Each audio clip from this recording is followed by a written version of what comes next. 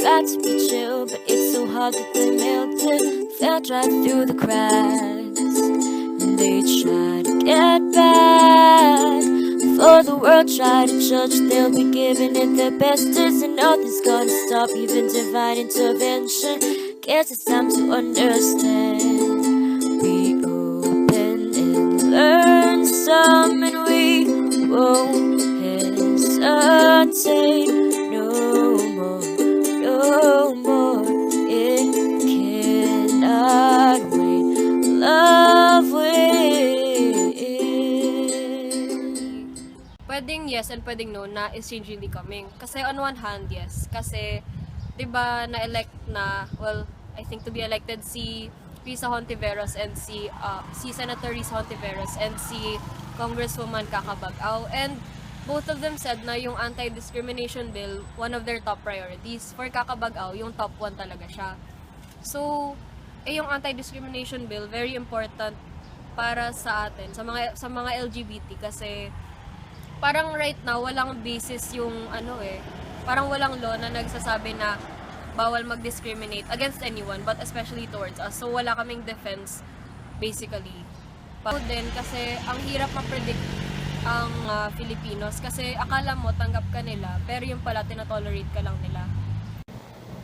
I think that change is really coming with regards to the LGBTQ community and the community surrounding it. A lot of people are actually breaching the barriers between tolerance and acceptance. So I think that in the near future, the LGBTQ community would be free to walk in the streets, to love who they want to love, and to be who they want to be. Open up your mind to see like them. Open up your mind and damn, you're free. Look into their hearts and you'll find love, love, love, love.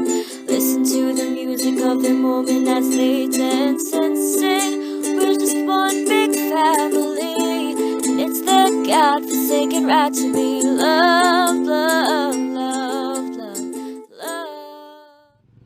I think sa advocacy or as an advocate, I would like to think na change is not coming. Kasi pag kasi inisip ko na may paparating ng change, parang magwi-wait na lang ako na hintayin ko lang na mangyari yun. Pero kasi hindi tayo tumitigil sa pag-iisip na na something will happen, something good will happen. Kasi hanggang sa hindi ko nakikita na merong pagbabago, hindi ko iisipin na magkakaroon. Well, siguro naman kahit anong mangyari, magkakaroon naman talaga ng change. Kasi diba for one thing, magkakaroon tayo ng under new governance. So yun, magkakaroon talaga ng change. From where we've started, siguro nga, oo, we've come a long way from that. Meron naman siguro nakikitang pagbabago. Tulad nga diba dito sa Quezon City, meron tayong mga anti-discrimination na ordinances at sa ibang cities din. Sana yung mga tao hindi lang maging tolerant sa amin. Sana i-accept din nila kami. Yun lang. Thank you. No more, it cannot wait. Love wins, there's no need to complicate. It's time to show the world that this love wins. Do do do do do do do do do do do.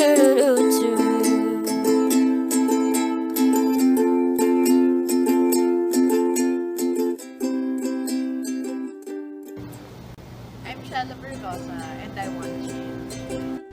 Hi, I'm Casba Noobra. I am Lian Sam. I am Lian Sam. We want change.